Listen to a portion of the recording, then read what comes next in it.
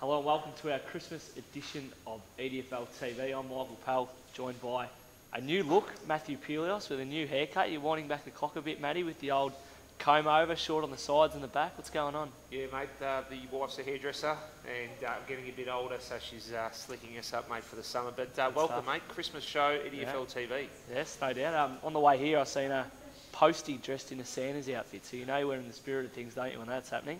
It's great. Look, it's Christmas next week, and fantastic to have an EDFL Christmas show here at Power Play Gym in Brunswick, kickboxing gym, Power Play Promotions. A lot of EDFL players train here as well. And on the theme of kickboxing, you were involved in the MMA AFC Fighting Championships last week. Seen down there doing a bit of MCing and commentating and all that sort of stuff. Yeah, big event. Obviously, a lot of AFL and local footy players are into the MMA, so it was great to be commentating that on Epic TV and being involved with Power Play doing their show next. So good to do some side things with the EDFL and work.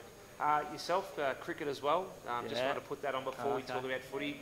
Playing with the Merlington Hadfield club as well. A lot of EDFL boys playing that sort of competition, doing very well. The Merlington Hadfield Cricket Club in a 2020 tournament at the moment, because we won the Northwest tournament last year, so we're in a regional statewide tournament at the moment, which means we're in a couple more games, might be playing on the MCG, so exciting times for the Merlington Hadfield Cricket Club. Matthew, thanks for that little pumper. No worries. And a lot of EDFL players. Give us some names of some of the EDFL footballers who are stars in cricket as well. Yeah, well, I know there's a Doodle Stars boy at the moment, young Hamish Moore, who plays for Doodle Stars Cricket Club. He's made 2 tons this year and getting the job done, but heads to Canada on Sunday. So he scored about 450 runs for the season before Christmas, and he's nicking off overseas. But there's a couple of high quality. Pascoval, Matt Perry, the dashing bald wingman from Pascoval.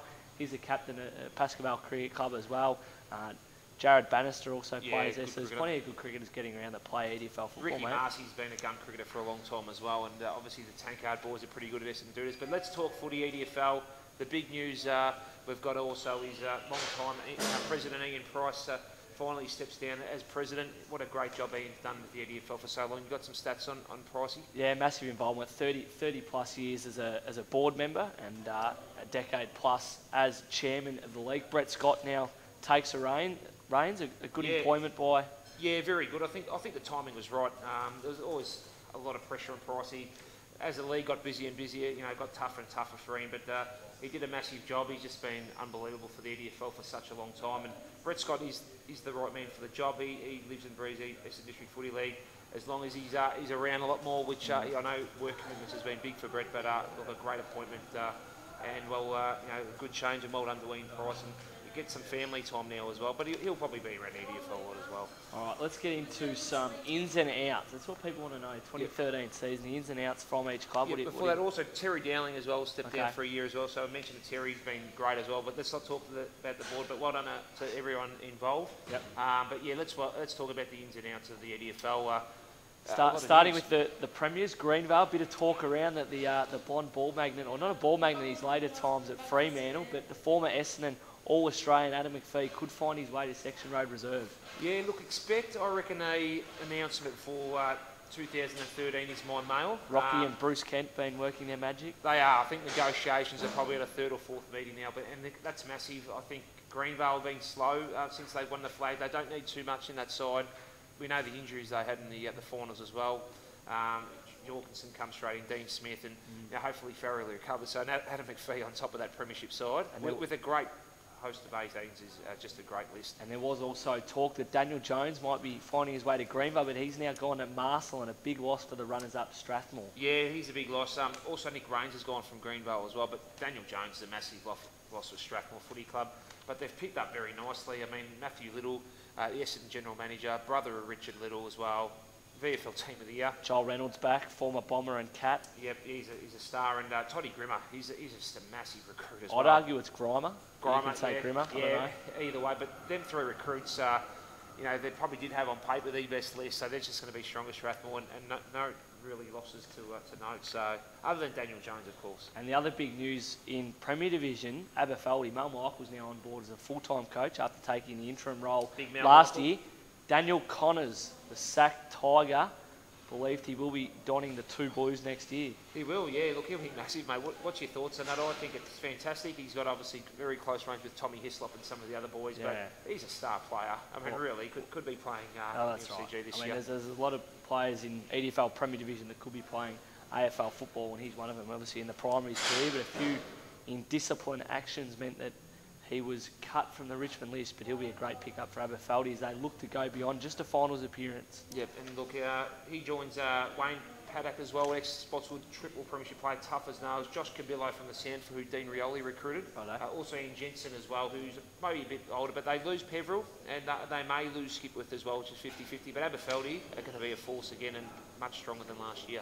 And your old boys, Marby Park, Russell Robinson, going to find his way down there this year, and also the Abdul Wahed brothers are believed to donning the Lions jumper next season. Yeah, look, I think they've had a massive exit of players, and Russell Robinson, best friends with Brodie Holland. Best friends, just friends or mates? I think they're Tasmanian, Uncle Jimmy's pool room host. They're very good mates. And I think, look, they've picked up some okay players as well. A young fella, Osman Alucci, I heard, called a Cannons Ruckman, and Cameron Lee, who's the brother of Trent Lee, Collegians Premiership player last year. But just on Marby Park, lost a lot of players, and hope they'll be okay next year. None bigger than Heath Ayres, the double Reynolds medalist, Joey Laverde, Jackson Barley, Murray Boyd, some big names exiting Marylong Park. A big rebuilding phase for Brodie Holland and his boys. Pascoval, Stephen Paxman has taken over from Dennis Bice. A big loss for Pascoval. His Jared Bannister finds his way to his old club, my boys, old Therry. Very, very surprised with that, but he's a Therry Penola boy. You probably know a bit more than we all do. I think he's got a good work opportunity and obviously to play with his brother Corey. Yeah, well, the Bannister's name is synonymous down there at Therry Penola. Corey's a great guy. Probably only got a couple more years left in him, so I think they want to play. Although they played in the premiership together at Packer, I think they want to get one at their home club before Corey finishes his career at least. Yep. Look, he's a class act. I mean, they also lose some quality in Lukey Morgan as well. Big Joshy Williams, exits as well. But let's talk about their ins, mate. There's some great names there for the Pascoval Footy Club. Massive ins. Yeah, well, a couple of young ones from around the traps. Robbie Mullins from West Meadows, and also Jack Wallace from Hadfield, who played at Williamstown last year. He's committed to Paco full time with an opportunity to play A-grade football. And there was a bit of talk that Barry Brooks and Stephen Bacon might find their way to Rayburn Reserve, but I believe cold water has been thrown over that one, and Barry might be playing out West Way. Yeah, look, no, that would be massive as well. I mean, they've picked up Warren Carlo as well, best match with Vinny Randello, Waffle Ruckman and VFL Ruckman, so they're going to be very strong. Pascoval. A lot of people said the best side outside the top two at the end of the season. Their start hurt him. Dennis Bice will play his half a dozen, 8 to 10 games, depending on work. So they're going to be extremely strong in season 2013. And with Keeler, Mickey McGuan back on board. Big get Andrew Brown, who was Richmond ruckman last year. Played a few games for the Tigers. Big get. They needed another big man, didn't they? They really did, and that's probably been something that Mick's wanted over the last couple of years, a quality ruckman. Putt, obviously, with Bendigo last year, a lot of games. This is Mick McGuan's crack, I think, for another flag. He got one in his first year in 2008. He's in year number 6. Probably the best coach in local football, outside, even within VFL coaches. He's that highly regarded. I rate him as one of the best I've ever seen. And this is his chance to win another flag. He's picked up some great ends. Cartelli from Coburg, David Gordis as well, an ex-Coburg guy, played at Langatha last year. Connor Strajowski, Day, Dean Sankovic, Ferraro from Deer Park, and Tumwe Hansa. 8 or 9 quality ins for a side that's only lost Rodney Van Reet. Tumwe Hamza going from a Division 2 club to a Premier club. I understand he was going to stay at Hillside, but you're hearing different. I might have to get on Facebook and ask the great man. He's all over me profile sometimes. Look, Hillside no doubt would not want to lose him, and he probably knows that Hillside may go in as favourites for Division 2. But he's the sort of player who can, under a coach like Mick, improve another 10 or 15% and possibly play Premier Division. So, look, another good get, and you just never know what can happen. Chris Johnson has left Avondale Heights, but the new coach, Sadi Ghazi, has definitely had an impact down there. Paddy Rose, VFL gun from Williamstown, has found his way down to Avondale Heights, and then also a few other guys as well, which means they may be pushing up the ladder, which is maybe why they're leading the push for this top 5 in Premier Division, other than a top 4. Yeah, look, we'll go to Avondale first before we go into that. Paddy Rose, arguably a player with that much talent that could be playing AFL. Crevino's been compared to Heath Ayres. Ed Bravo, 6'5", jumps very high. He's a good player at Dematino. They've picked up some good players. Sadi Ghazi, very good network. They're very close from signing an ex-AFL player in the next week or so as well. Chris Johnson helping out with the recruiting. Any hints? Games. Any clubs? No, but a very good player. So Avondale Heights very close for unveiling a very big name, and I think there will be another player off, and no doubt can give the top 5 a shake this year. Essendon Duda Stars, a couple of big losses there. Robbie Hicks has gone to the Sandful, and also Mark Lynch, believed to be going to Heidelberg. He was the Reynolds medalist last year. It's a huge loss for the Duda Stars, isn't it? It is, and his brother's gone to the Queensland League as well. They lose the 3 Hodgkin guys. A team that has improved out of sight, on the up. Very unexpected losses too, Michael. I think no one would have expected the Lynch brothers to go after their seasons last year. Robbie Hicks, another try at AFL. Sandfeld's the best option at the moment, he feels. So some big losses there. I know they picked up 1 or 2 good players, Rayson from Coburg and McHenry from the country. But will that cover the losses with Avondale and Keilor and these other clubs improving so much? And it was so close, as we know, from 3rd to 9th last year. Will that hurt Duda Stars on paper? Oak Park, a new coach down there as well. Any news? I know they picked up a couple of young players, but any big names we can talk about? Oak Park? Look, Pascoe's back, and Jack Pascoe and Roland Hall, a decent Craigieman players back. Julian Mandel's a pretty good country player, and Brendan Keith. So they've got some okay players back, but their losses are none bigger than Alex Gleeson, captain. Massive loss from an EDFL point of view. Oak Park Footy Club would be shattered with that. I know Albie is desperate for success in the premiership. And I think West Preston from the Northern Footy League have offered him a financial, I think it's 3 times what he was getting, or 2.5 times at Oak Park. So a big loss for Oak Park, and some other losses as well, which heard of Jesse Smith, Luke Ryan, Ben Considine, and a handful of others. The newcomers in Premier Division is Airport West. Adam Contessa takes over now in Premier Division as the coach, winning the premiership last year in Division 1. Headlined by Simon Hogan, the GFL, the Geelong player, played in the VFL Premiership team. He's a star. With the Cats. Can be a big inclusion for them, isn't he? Yeah, he's a star, ball winner. You know, played in the midfield with so many good players at Geelong. Another one that's argued that should be playing AFL still. I mean, he brings down Sam Board as well, strong centre half back from South Barwon, Geelong VFL player. Andrew Walsh, ruckman last year in the Geelong League, who beat Ottens and Peter Street in the Team of the Year. And also Lindsay Scouner, captain of North Shores, a tough as nails midfielder, amongst half a dozen other quality players. And Airport West, we saw how strong they were last year. They're going to be given the top 4 or 5 a shake. Andrew Walsh, big achievement to beat Brad Ottens for the team. He did not say Peter Street. He was a battler for the Dogs and the Cats, let's be honest. Geelong name, he's 6'7" and he's an honest pace. He's definitely skinny. I like the way you responded with that. But they do lose a couple of good premiership players. Wiggins, DeLuca, obviously AFL experience with Mickey Martin and McBride. So there's some good losses there, but they're a hungry side, Airport West. They've got a great committee with Al Torrance and his team. Jesse McVeigh will step up the A grade as a really good player with his fitness and ability. I'm very excited to see Airport West do well. Let's move on to Division 1 and a few new coaches around the traps. The Northern Saints, Nat Caruso comes with his brother Fort from the Sandful. Huge gets for the Northern Saints, isn't it? They're old Faulkner Park boys, not North Coburg or Bops boys. So big get by them to get those 2 quality footballers back to the club, which has generated a lot of interest around the Faulkner Coburg area. Taking away Daniel Wiggins last year, has there been bigger names in our second tier division ever? So the Caruso brothers are that good. I suppose being away from the Sandford, they're great Sandford players. I know people in Adelaide say they're not just average good players, they're very good Sandford players. And you talk about Daniel Harris, not Daniel Wiggins. Sorry, Daniel Harris. Simon Wiggins. Exactly. Daniel Harris probably being the biggest name last year, but the Fortunato and Nat Caruso are very big. Craigieburn, Craig Lambert takes over, former player and also a Sydney Swans reserves player. It was a big surprise. Nolan was the talk all year, but he's opted to stay away from Craigieburn, the club that he plays cricket for. Play against him the next couple of weeks. And so Lambert takes over there at Craigieburn in a bit of a difficult role coming down from Premier Division. Yeah, and probably half a dozen players sort of leaving the club. Obviously the ones that went to Pascoe Vale. I think Nick Fletcher's gone to Glenroy. And probably Lance will probably get a couple others. Leckers maybe retired. So it's going to be tough for Craig Lambert. Daniel Nolan would have been massive back at Craig. I mean, probably the sort of bloke who could have recruited 10 or 12 and brought him straight back up. But I think he felt that he wanted to give Paco one more year. He had a great year, Team of the Year. Yeah. And, it was probably a tough decision for Mr. EDFL, Daniel Nolan. But they pick up the Gordon brothers. They've also got from Coburg, Craigburn, they've picked up very well. Pally, you should know his name. Tell me. Catali? No? They've got a very good Coburg player that we'll mention a bit later on in the show. Don't put me on the spot like that ever again. Good to see Michael's done his homework today. But Craigburn, expect they'll be very competitive in Division 1. And down at Willowbrook Reserve, former Hadfield coach Peter Gleeson has taken over, stepped up from the reserves, but it's hard to see West Meadows having any real impact. Balraj Singh going out, Robbie Mullins leaving as well as the best and fairest winner. Yeah. Scott Gilliland, the ruckman, going to Glenroy. A lot of exodus down there, and young guys who you need to keep around the club just leaving. Well. Yeah, look, I think they had a real good crack the last year or two, and it's a rebuilding stage, and they'll be hoping just to survive a very strong Division 1. Go through a few other teams. Glenroy have recruited very well.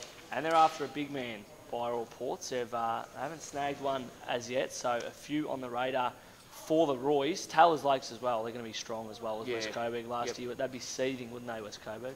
Yeah, they would. Look, they lose a couple of good players, Marwan Abdouad to Marby Park, obviously, and Ibrahim Attic to Yarraville. So they've lost some good players, but they were extremely strong last year, West Coburg. I felt them and Airport West were probably 8 goals difference to the third and fourth sides. So will the gap be minimised, I ask you, and it'll be very close to Division 1?